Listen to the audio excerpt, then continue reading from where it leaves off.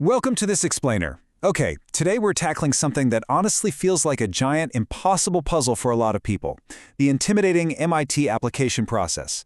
Looking at their admissions can feel completely overwhelming at first glance, but discovering a clear, actionable, multi-year roadmap makes it entirely manageable.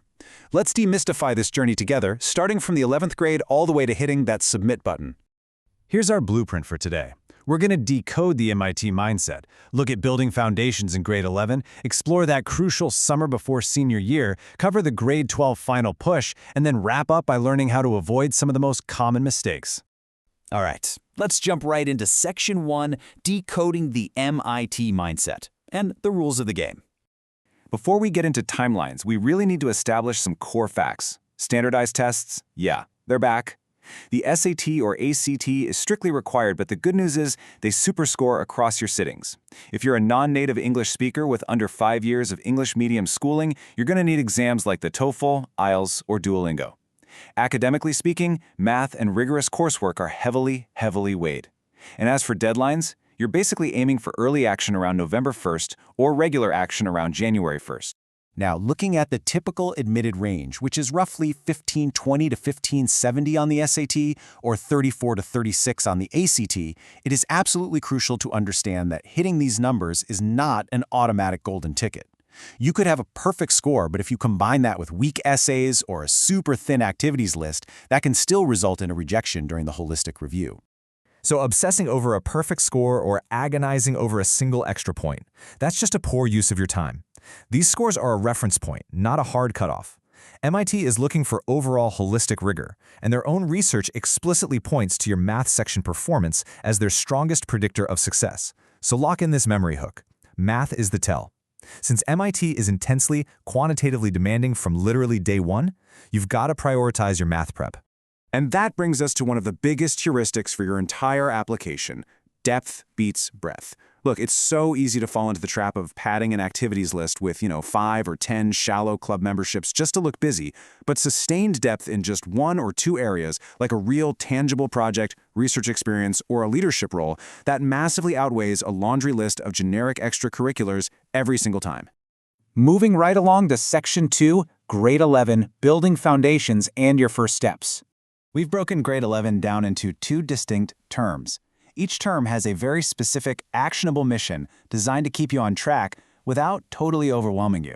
Basically, Term 1 is all about establishing your baseline, and Term 2 is when you start executing on your first official tests. So Term 1 is really about getting your bearings. You'll want to take a full diagnostic SAT, ACT, or PSAT to establish a baseline score and figure out your weak spots. Academically, your goal is to intentionally choose the absolutely hardest math and science track available to you. Outside of class, go ahead and begin a running list of your activities to track sustained involvement, while carving out maybe just 3 to 5 hours a week for light test prep covering algebra, geometry, and grammar. Then, by Term 2, it's decision time. The smart strategy here is to take one full practice test of both the SAT and ACT, decide which one feels more natural to you, and then fully commit your prep to it before you register for your first official sitting near the end of the term.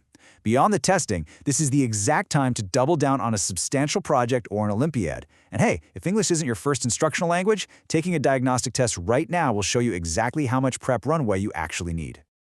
All right, Section 3, the crucial summer, preparing the package.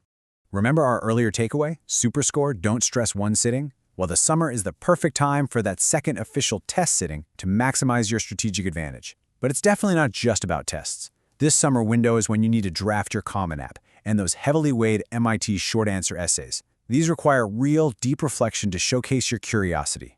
Finally, lock in your college deadlines, and this is a big one, ask your STEM teachers for recommendation letters now, well before the absolute chaos of the school year begins. That brings us to Section 4, Grade 12, the final push, crossing the finish line. We're going to split your senior year into 2 distinct phases. You've got the early action sprint in Term 1 and the regular action and maintenance phase in Term 2.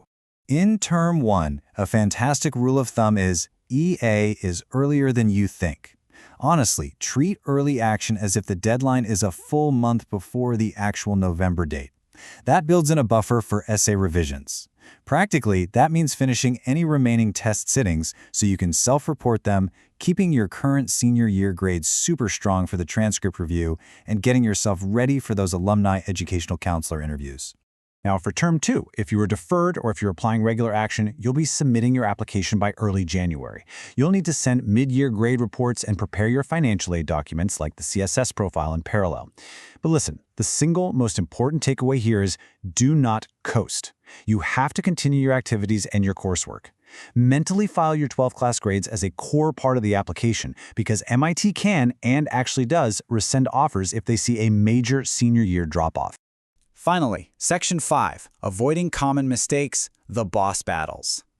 Let's treat these final mistakes as rapid-fire self-check questions to see where you stand. First up, have you actually taken a full diagnostic of both tests in 11th grade? Waiting until 12th grade leaves you totally guessing which test suits you best, and worse, it completely removes the safety net of a retake if your first sitting underperforms.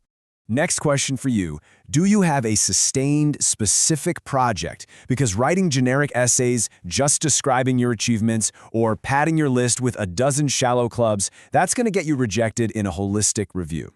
Sustained depth in one single area signals genuine interest way better than a long, thin list ever could. Third question to ask yourself. Are you on track for calculus and physics exposure? MIT heavily weighs the rigor of your coursework. They strictly expect this baseline for their core curriculum, since, as we mentioned, their classes are quantitatively demanding from your very first day on campus. And finally, did you plan 2 test sittings right from the start? Pinning everything on a single 12th grade test is a massive, unforced error.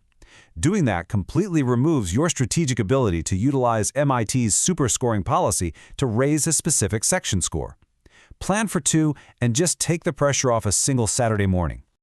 Look, the MIT journey is grueling. It takes years of really careful planning and execution. But remember this, discipline outlasts motivation. You have to show up on the days it feels like nothing is moving, just taking it one quiet step at a time. The roadmap is laid out completely in front of you now, so the only real question left to ask yourself is, are you ready to take that first quiet step today?